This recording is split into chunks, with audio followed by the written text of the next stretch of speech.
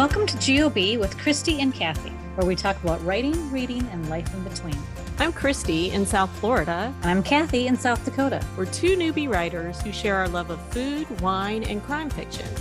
We have interviews with best-selling and award-winning authors on our Corks and Conversation episodes. And don't forget our Words in Progress episodes, where we have fun writing lessons with writing experts. Join us for today's episode. Welcome to our February Crime Book Chat episode. Yeah, today's episode is sure to be interesting. Each of these authors each have different backgrounds. We have a doctor, a crime scene analyst, an English teacher, and an attorney. Kathy, this is like the broad range of everything. I love it. And the one thing they have in common, though, is they all write excellent crime fiction books. Yes. So let's get started with some introductions. First, I'll introduce Tammy Euliano. Tammy Euliano's writing is inspired by her day job as a physician, researcher, and educator at University of Florida. She's received numerous teaching awards, approximately 100,000 views of her YouTube teaching videos, and was featured in a calendar of women inventors. Interesting.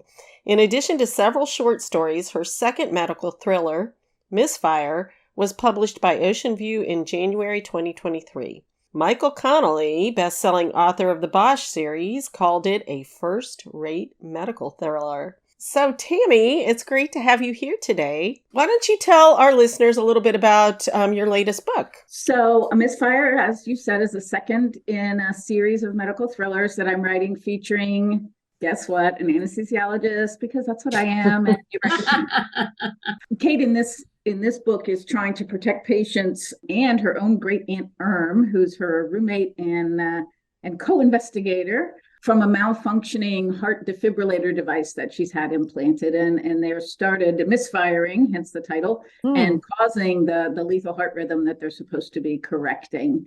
So when her cardiologist friend disappears and major badness ensues, of course, she uncovers a plot of revenge and greed, and there's a hacker going on, and she has to stop them before more people die. Okay, so let's move on to Terri Parlato. Was born and raised in upstate New York. She holds a bachelor's degree in English education from the State University of New York at Albany and a master's degree in technical writing. While she's always been a writer, she spent most of her professional career as a high school English teacher. She is a member of Sisters in Crime. I bet there are more than one here in this panel. And the Atlanta Writers Club. She currently lives in a North Georgia town with her husband and their dog, Lucy. So welcome, Terri, and tell us about your latest release. All the Dark Places is a domestic thriller. It's about a woman who had a traumatic past that she's kept secret from everyone except her psychologist husband. And he is kind of her rock and her shield, and everything is wonderful until she wakes up after his 40th birthday party to find him brutally murdered on the floor of his home office. And things kind of go downhill from there. Of course. Okay, so moving on. Lisa Black is New York Times bestselling author of 16 suspense novels, including works that have been translated into 6 languages, optioned for film, and shortlisted for the inaugural Sue Grafton Memorial Award. She is also a certified latent print examiner and a certified crime scene analyst at a police department in Florida. She has spoken to readers and writers at numerous conferences, been a consultant for Court TV, and was a guest of honor at 2021 Killer Nashville. Okay, so you tell us a little bit about your latest. Okay. Red Flags is the first in a new series. And the character Ellie is a crime scene analyst. Big surprise. And it's she works around Washington, D.C. It's basically just another day on the job. She gets a call about a baby kidnapped from his own crib in the middle of the day with no signs of anything at this humongous mansion, and shows up to find that the mother of this baby is her cousin. Her first cousin. Ellie was orphaned at 4 years old and was raised by a succession of different relatives. She has a huge extended family. So she's been in a lot of different places and a lot of different families. And they were all wonderful, but it was still a lot of moving around for a little kid. So she lived with this cousin and her sister and her parents and everything for a short time, for about 3 or 4 years when she was a preteen. But they kind of fell out of touch until this instant.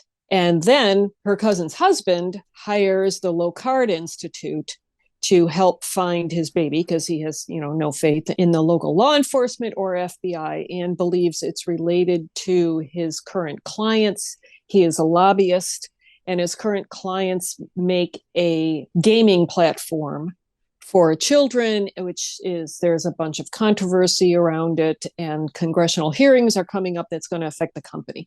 And he believes that it's got something to do with that. And then more children start to disappear. Okay, last but certainly not least, we have Jodé Millman. She is a multi-award-winning author of Hooker Avenue and The Midnight Call. Mm-hmm. These are the 2 first installments of her true crime-inspired Queen City Crime series. She's an attorney, a reviewer for Book Trip, and she is a host of her own podcast, The Backstage with Bardavon podcast, which will be fun to talk to her about. And she's the creator of the Writers Law School, which she's presented to many, many writers and arts organizations, trades groups, and libraries. She lives in the Hudson Valley in New York, where she is at work on her 3rd legal thriller, The Empty Kayak, which is a great title. So tell us about your writing in your series, Jodé, and welcome. Well, I'm an attorney. I live here in the Hudson Valley.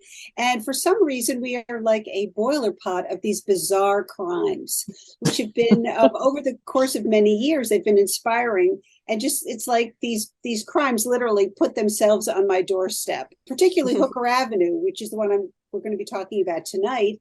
The actual murder occurred. Actually, it involves the disappearances of 8 prostitutes over the period of 2 years. And my protagonist, Jessie Martin, is an attorney. She's a single mom. And she's caught in a storm, pulls over one night because she sees something in a ditch. It's determined that there's a person that's drowning. So she stops, she saves this person. And it turns out that at the same time, her best friend, who is a cop, they're estranged at this point, but she's investigating a series of cold cases which involve the disappearances of 8 women, 8 prostitutes over the period of a couple of years. And it turns out that the woman that Jessie has found may be the key for uncovering a serial killer that's been getting these women in the Hudson Valley. And, as Kathy alluded to, it's inspired by a true crime. I mean, literally, these prostitutes were picked up from the steps of my law office in Poughkeepsie.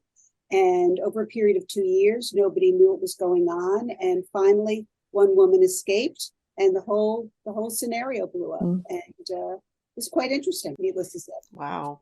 Wow, so that story just presented itself to you. I mean, you must have just thought, I have to write this. Literally, absolutely. There was no choice about it. Absolutely. Oh my gosh. Well, that sounds fascinating, all of them. Readers love knowing where the ideas for the plot or characters come from. And so let's start with Jodé, because she already just started telling us about where this came from. Can you tell us a little more? And, Sure. when you knew you had to start writing these? Well, since the crime literally happened on the doorsteps of my law office, it was something that I kept track of over a period of 2 or 3 years. And in fact, I was able to, believe it or not, cross paths with the killer on several occasions, because not only was he picking up the women from my office, he lived 3 or 4 blocks from where I live. I mean, he was a guy who was a chameleon, who lived in the community. He worked in the school district. He was the type of guy where people would say, oh, he was a nice, quiet guy. You would never suspect he was a serial killer. But he was really, literally the serial killer who lived down the street. Wow. And then because I was interested in this crime and I felt that in my heart there was a story, and as an attorney, I was able to go to the court proceedings. So I was able to go to his sentencing. I was able to have access to the crime records and the court records, which enabled me to gather background, which other people couldn't get. So I really did have an insider's track and an insider's view on this particular crime. And really, it's not often that you do have something like this just fall in your lap. I mean, Lisa probably sees it too, in her line of work, but it was an amazing story. What made you decide to do it as fiction versus like a true crime book? I never felt like I had the calling to do a true crime. To me, honestly, as an attorney, you're doing true crime, whether it's a divorce or whether it's actually prosecuting a crime. And I wanted to take my cast of characters that I was creating in my series and insert them in these particular crimes. How would they react if they were faced with what could be a serial killer?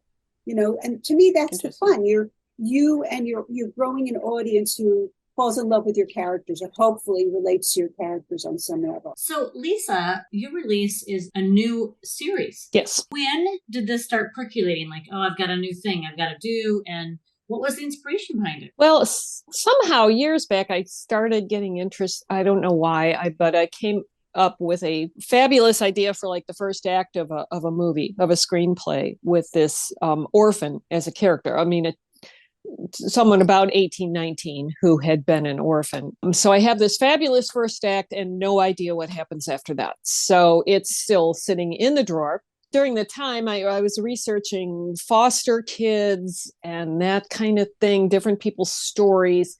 And then I also read the Nanny Diaries, which just got me interested in nannies because it's such a unique position in a household. And I kind of originally started this out with the idea that her cousin was the nanny and calls her up and says, you've got to help me because they're going to blame me for this. But then it just worked better with, her cousin being the mother, kind of put her more right in the action and with higher stakes. And Ellie's background is very strange because more on this whole orphan story, because I also have a large extended family. So some of the people are based on my actual aunts and uncles and where they lived and, what they did, that kind of thing. And the two cousins, however, Missy and Becca, the two ones that kind of made her childhood a little bit of a hell, was actually based on like two friends of mine that I had like during grade school and high school. And so I had two best friends, which any girl will tell you never works because you're constantly, and it was just kind of like Becca and Missy, one was in tears and the other was giving me the silent treatment. And, when you're a kid, that's just the way it is. You don't really think about it. So I was probably about 45 and suddenly I thought, I spent my whole childhood, which is supposed to be a happy, carefree time, walking a tightrope between these two people. And it's like, why did I have to do that? And that kind of put me on Becca and Missy, who Missy you don't see until the very end, but that's gives you Ellie's troubled past with Becca and how she can be controlling in a way, and that how sometimes when these childhood friends or relatives, when you meet them as an adult, you just fall right back into that role. Those patterns. Okay, Terri, let's talk about all the dark places and where that came from for you, where the storyline, the 40th birthday and the sadly deceased birthday boy. I guess the two main female characters are what came to me, and everything else kind of evolved around them. And Molly, who is the one whose husband is killed, I was kind of inspired by a real life woman who had been through terrible trauma, horrific crime as a child.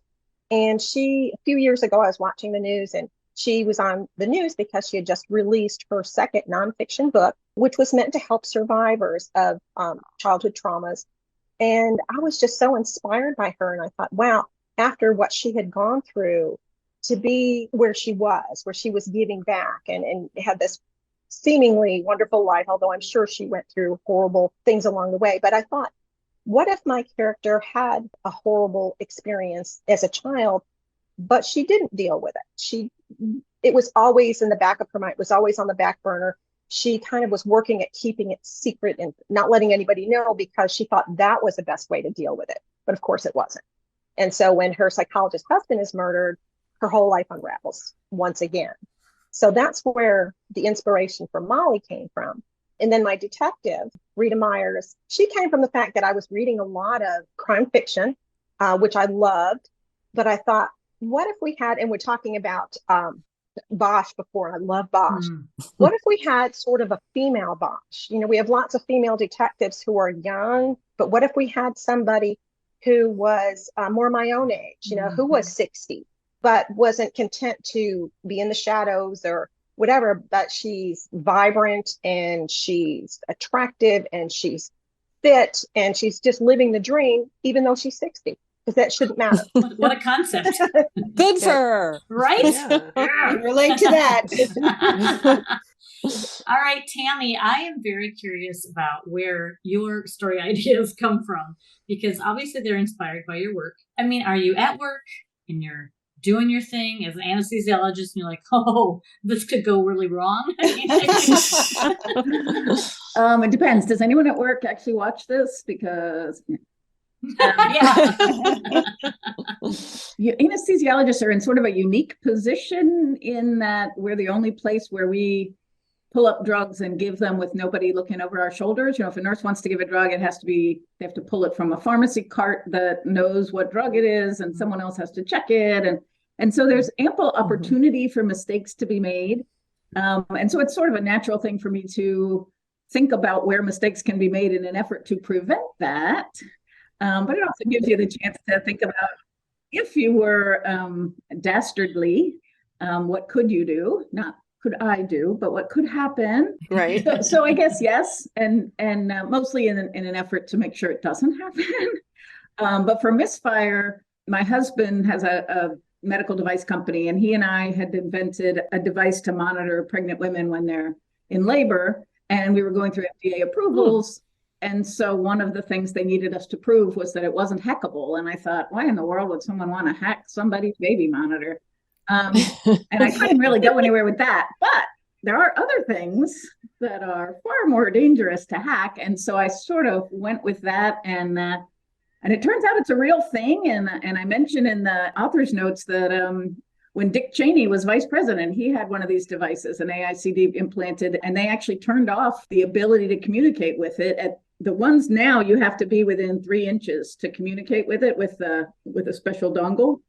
But they turned that off in fear that somebody might approach him and try to affect it. So yeah, so it was fun to be coming up with really awful things that can happen. I've had so many people ask me, in my first book, I have an anesthesia provider who's killing people, and so many people ask me, can that really happen? Like, no, it never can happen. No. It's fiction. Not where I work. Right. Oh, okay. Well, so we have another question that everybody always wants to know. This is the second question that everybody wants to know. What is your writing process? And it's interesting because I think most of you have day jobs as well, so it should be varied. But let's start with Terri. Well, I actually don't have a day job. I retired from teaching a few years ago, and I went to my husband and I said to him, I don't think I can do this anymore. As much as I love teaching, and I did, I was exhausted.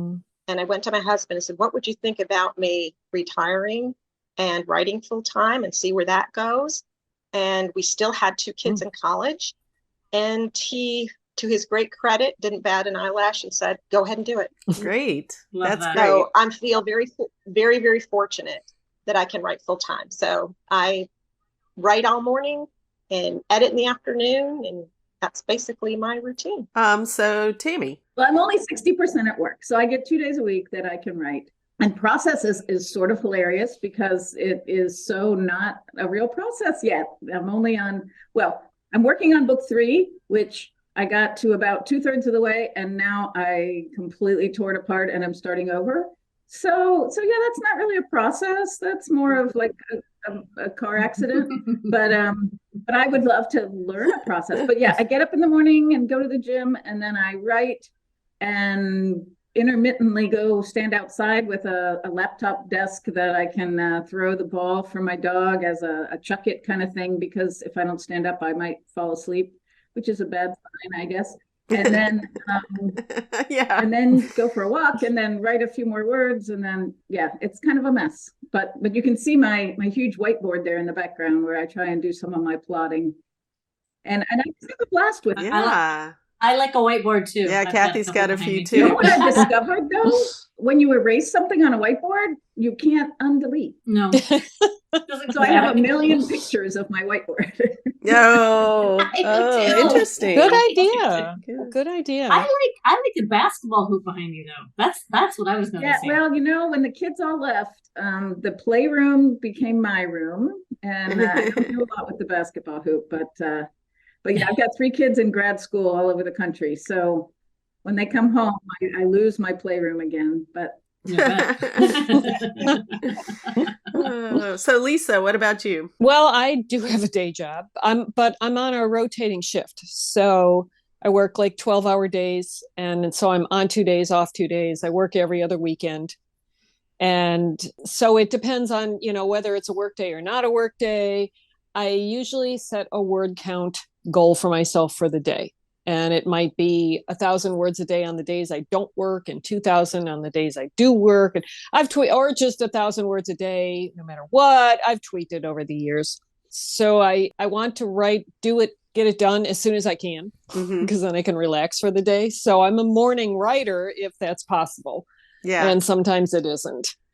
Right. But I generally stick to that. And when I start at the beginning and I go all the way through until I finish the first draft, and then I'll go back and rewrite, at least 2 or 3 drafts. Right. And then when I can't stand to look at it anymore, then I send it off to my beta readers, who are my 2 sisters. And get a little feedback from them, and then I can send it off to the agent, and cross my fingers. Right. Okay, so how did you develop the beta relationship with your sisters, or did that just come very naturally? Are they both readers, or? Yeah, they're both big readers. Pretty much everyone was a big reader in my family. Mm-hmm. And I've had critique groups over the years. I'm in one right now, and they are enormously helpful. Mm-hmm. It's difficult to find one that really stays together and is consistent. But my 2 sisters, I can take advantage of and boss around. Like, I just handed them a whole manuscript and said, "Get back to me on this." You can't do that to a critique group, you know? Right. All right. So what about you, Jodé? Well, being an attorney, I've been trained to outline. Okay, I knew we were going to have an outliner somewhere in this group. Yeah, I'm an outliner. And it helps because my outlines end up being like 30, 40, 50 pages. So they're really pretty gosh. by the time, I get to my first draft. But as I write and go through the process, they're constantly changing, so that where I started and where I end are 2 different things. However, because of the type of fiction that I write, I'm really tied into the facts of a particular crime, because people always ask me, "Oh, this one is based upon XYZ crime." So they expect, the killer to actually be the killer that they know to be the killer. Right. So, so I'm tied in that way, but definitely I am an outliner. Mm-hmm. I couldn't do it any other way. I don't know. Maybe that's my personality. No, you're in good company. Kathy and Jeffrey Deaver are both big outliners. Do you write before your workday, Jodé, or do you write during your workday? After? How does that work? Again, I have the luxury of being mostly retired. At this point, I have my license and I practice what's known as friends and family law. So, my kids get a speeding ticket or somebody's got a house closing. I keep it for that reason, and also to do the continuing legal education. Yeah. But so mostly I'm retired. So I really have the luxury of writing every afternoon. Oh, good. So and that's what I do. I get, all of my other chores and things done out of the way. So, yeah, to me, it's a full-time, to me, writing is a full-time job. That's the way I look at it. Right. My husband will say, "What'd you do all day?" Well, what do you think I did all day? Books don't write themselves, We talk to so many authors that no matter what age they are, they're finding writing as a second career so often. And I love those conversations because, I don't know, I think there's just something magical about that choice that you maybe waited a long time to do, If you're in Terry's case, or you're busy already as a lawyer, but you're so desperate to write. That's why writers are so fun to talk to. Well, what was interesting was, in a way, I inherited writing because I started off writing nonfiction. I started off writing a book called Seats New York, which is a guide to Broadway. And that I inherited from my father. He wrote this incredible book that had seating plans and how to get free tickets and cheap tickets. Really? The thing was a bestseller for his publishing company. And then my father unexpectedly passed away. So they came to me and they say, hey, we've got a hit on our hands. Oh. Can you help us? So I started out for about 10 years. I wrote those guides. And then I said, you know what? I want to do fiction. I got to tell these stories. Yeah. And that's how I got into it. Entirely different, nonfiction, you have fiction. to admit, dead bodies on your office doorstep kind of would lead you to the fact that you need to write this. Exactly. Okay, so we're midway, you guys. Let's all take a little sip of whatever beverage we're enjoying. And we're going to ask the question in the bottle. These are the sorts of questions that might come up when you get to the bottom of a bottle of wine. Christy always has some random question, and it's always fun to hear what it is. All right. Would you rather give up cussing forever or give up ice cream for 12 years? Okay, well, that's an easy choice for me because I gave up cursing, unless I'm extremely provoked. Back in high school, when I left my clarinet on the bus and I promised God, I made God a deal that if I got my clarinet back, I would never swear again. And for the most part, I stick to that. Oh my God. Also, I would not give up ice cream under any circumstances. If there was only one food I could eat for the rest of my life, it would be ice cream. And flavor? What flavor? Oh, yeah. I like vanilla. I like mint chocolate chip. I like cherry vanilla. I like, Okay, Jodé. Well, first of all, I'm lactose intolerant. So so it's an easy choice for her. And I curse like a longshoreman. So I think that answers the question right there. Wow, this has turned out to be pretty easy. This is turning scary. What's yours? Well, I think it would be difficult for me because I love ice cream and anything sweet, which is my total downfall. I don't know how I could give up ice cream. But I'm like Jodé. I was raised in New York, and it just profanity is just the way we express ourselves. I would like to think I could stop, but my kids got to watch all the time. Something slips in front of them, they let me know it. But I really don't know. I guess I'd probably have to give up ice cream for 12 years because I don't think that I could get rid of the profanity altogether. Yeah. What about you, Terri? I could give up swearing pretty easily. I don't swear very much. In fact, I've been told that in thrillers I need to quit with the dangs and the darns and the exclamation point, star, question mark things because it's just not. But yeah, I could give up swearing. I could not give up ice cream.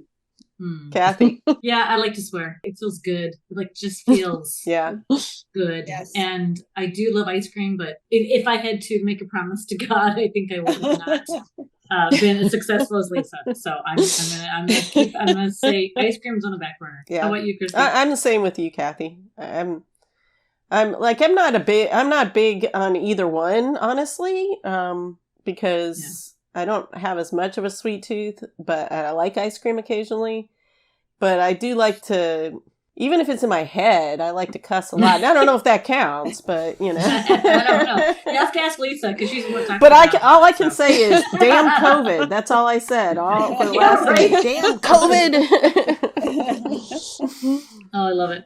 All right. So anyway, what about the writing and publishing industry surprised you the most? And what are the best or most challenging parts of it? Terri? Well, for me, having to get on social media, that has been by far my biggest challenge because before, my agent sold my manuscript, I had a Facebook page that I almost never looked at, that I only had because my sister in California wouldn't leave me alone. And she said, how are you going to see pictures of your nieces if you're not on Facebook? So I'm like, okay.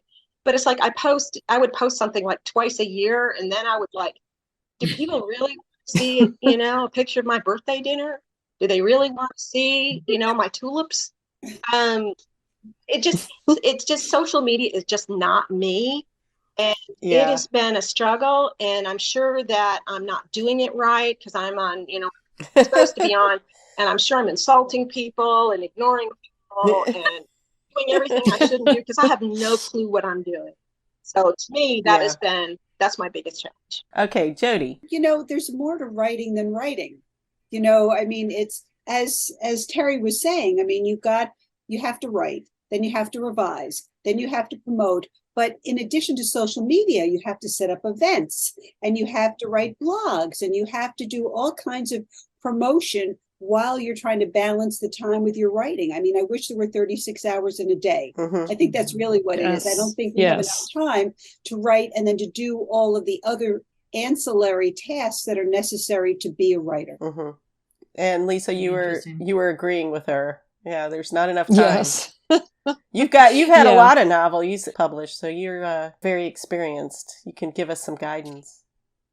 No, not really, because I have no clue what I'm doing either. So yes, I guess the biggest surprise would be, you don't just write the book and that's all you have to do. And promotion is definitely the biggest challenge on social media too, because yes, I pop in to see also photos of my nieces, and that I would be fine with just that on social media. But so yes, you have to constantly do what you can, and it never feels like enough, and it never feels like you're doing it right. It's super difficult.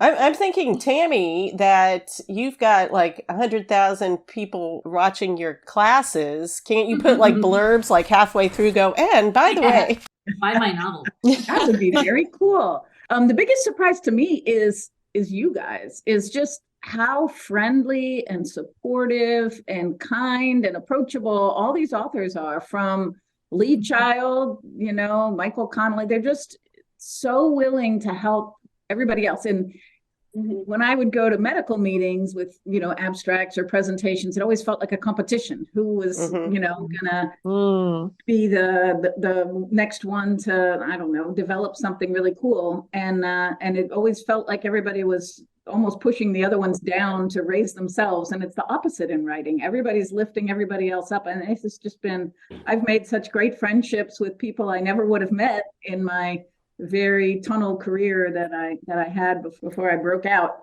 Yeah, I agree. I do. I think so too. Christy and I met at a writing conference as newbie writers, and that is the constant, is how incredibly engaging and friendly and supportive people in this community are. And we have had a couple authors, crime fiction authors, kind of quietly say it's not this way in all genres. But we don't know that because we always do mysteries and thrillers. But that is really cool. That is really cool. My favorite week of the year is Thriller Fest, which I have to not tell my husband because he's like, but I'm not at Thriller Fest. There's no correlation there. Okay, so let's wrap up our final question with a two-parter.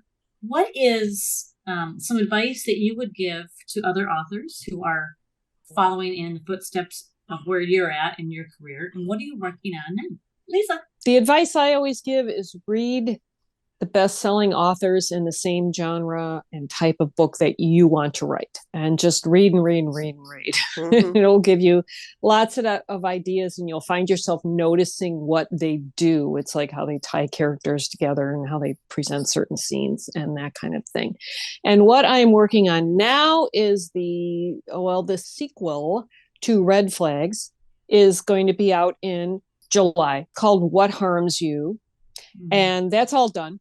That's all, I just sent the copy edited manuscript back. So that's all ready to go. Thank you.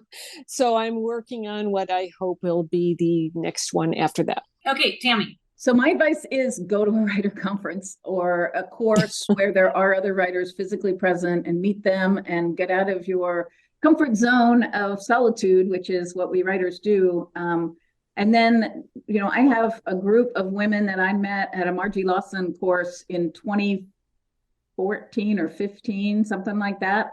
And we still get together regularly by Zoom. And once a year, they all come to visit me, and we have a week together to write. And then also critique groups, if you can find a good one.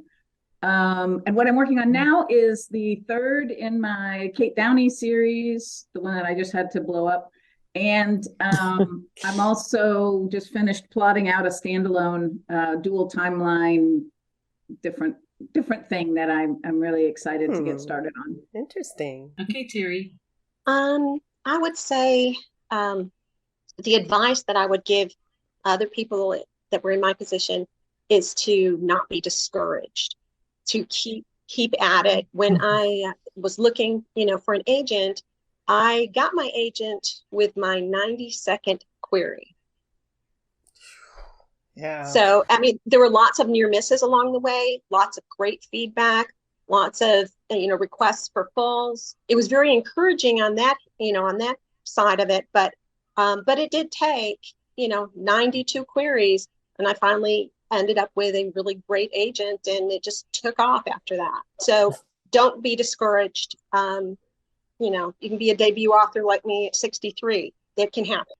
And what are you working on now, Terri? Working on the third manuscript of, it's kind of, I guess, turned into a series from All the Dark Places. My detective, Rita Myers, gotten such great feedback. People seem to really, really like Rita. So I just kept going. And, the second Rita book is about done. And working on number 3. Yay! That's awesome. All right, Jodé. Well, some of the gals already stole my thunder about perseverance and conferences. Conferences. So, I'm going to say, if you really want to get published, there is a publishing house out there for you. You don't necessarily need an agent. You just have to do a little bit of research and find a reputable house that will allow you to submit directly to them. But again, I want to put in a plug for Thriller Fest, because Thriller Fest is the best. That's where I learned to be a crime fiction writer. I mean, I didn't know how to write a novel. They taught me through their classes how to learn to write and what to look for, and to create a writer's community, which was really wonderful. And Tammy looked very familiar. Now I know why. We've seen each other at Thriller Fest. I love Thriller Fest. Yes. Yeah, I do too. Christy and I, because we're in disparate locations, we try to meet up every year, and we use writing conferences as our excuse so we can get together. And so we will second and third and fourth and fifth, certainly Thrillers Fest and Sleuth Fest, one of our favorites in Florida. Mm-hmm. Yeah. Yes. So Jodé, what are you working on now? What other body has landed on your door? Well, actually, not too far from it, actually. This one is called The Empty Kayak, and involves well, we don't know if it's an accident, a suicide, or a murder that takes place on the Hudson River, which is, again, just a stone's throw here in Poughkeepsie. And it's the third in the Queen City Crime series, and we move from the land to the murky Hudson River, which is something that is a giver of life and also a taker of life. So yeah, it's going to be very interesting. I've learned an awful lot in the process. It's been really exciting. It's supposed to come out in May. All right. Before we go, we have one final question that is a little interactive. Okay. Kathy and I are starting a crime fighting team, and we want you to offer us one of your characters for a spot on the GOB squad. Which would you volunteer, and what would their role on the team be? So I will offer up my the great Aunt Erm. She is the sort of comic relief. She's a German elderly woman who gets all of her English idioms wrong, but she's incredibly perceptive and can read people extremely well, and is very enthusiastic about the whole idea of solving crime. All right, so she'll be our sneaky one. Yeah, I will offer you Agnes, who is the digital forensics person at the Locard Institute. She's a very young but very prim and very firm person. And there's nothing she can't find out from your phone or your laptop or your computer or your search history. Mm-hmm. And she will, a very, very no-nonsense woman that basically terrifies everyone who comes in contact with her. All right. I can picture it. Okay. Jodé. I'm going to offer up Carly Jones. She's a forensic pathologist, and she has an eidetic memory. Oh, she there you remembers go. everything. Perfect. A bit of a smarty pants. And she also is a fashion plate. She loves to dress up. She really, We need some style on the team. Yeah. there you got a Yes. style gal going on there. And she likes to she's very competitive, and she competes with her sister, who's the detective, the lead Okay. detective in all of my books. So we have some sisterly, Competition things going, going yeah, on there. Yeah, yeah. competition. All right, Terry. Final person on our team. Well, I guess it would have to be Rita, my detective, because she kind of tells it like it is. She's been a detective, or she's been, a uniform cop for decades, and she's seen it all, done it all, and, no nonsense. And she likes a good glass of red wine as well. I gotta say, I really love this. I think this would be an excellent TV It would. show. Don't you? With all these characters? I mean, they all kind of fit, but they're Oh, all, and it's yeah. all women. All right, well, thanks. That's great. I love it. Okay, so just to follow up to our earlier conversation about the difficulties of social media and whatnot, where would you like most for readers to reach out to you? Website, social media, where are you most active? Jodé. People can reach me through my website. I mean, anybody who writes me, I definitely write back. I do Facebook and Instagram, but I'm a website kind of gal. Mm-hmm. Terry. Mm-hmm. I'm with Jodé. I understand how to use my website, sort of. You email me through my website. Yes, I will answer. I understand email. You can try to get in touch with me through social media. It's really hit and miss.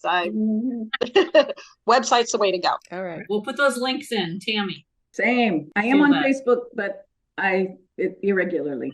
Mm-hmm. Yeah. Sure. All right, Lisa, where are you at next? Okay, website, www.lisa-black.com. And I'm on social media, but it's unpredictable to me. It's because things pop up and disappear, and I don't know where they go, and it's just kind of frustrating. But my website has links to my email and such. I'm also a member of RogueWomenWriters.com. That's a cross-promotional group with 8 other amazing female thriller writers. Awesome. Love that. We will include the links in all of our blogs. So anybody who's listening, we got you. We'll get you to these lovely women and their fantastic books. Yes. And thank you so much for joining us. This has been a lot of fun. It's so fun. I think we need to give a big cheers for all the success of these novels. How's that? Yeah. Cheers, ladies. Thank you so much. Thanks for joining us for today's episode. Subscribe to our podcast on our website, gameofbookspodcast.com, or wherever you listen to podcasts. And if you liked what you heard, you can give us a 5-star rating or review. You can also subscribe on YouTube, where you can watch and listen. On gameofbookspodcast.com, you can find all the information about what we talked about on this episode. And you can sign up for our newsletter and enter our fun contests and giveaways. We also post our stories and links on Instagram, Facebook, and Twitter. Hope to see you there. I can guarantee you that we had fun today. And we hope you did too. Cheers!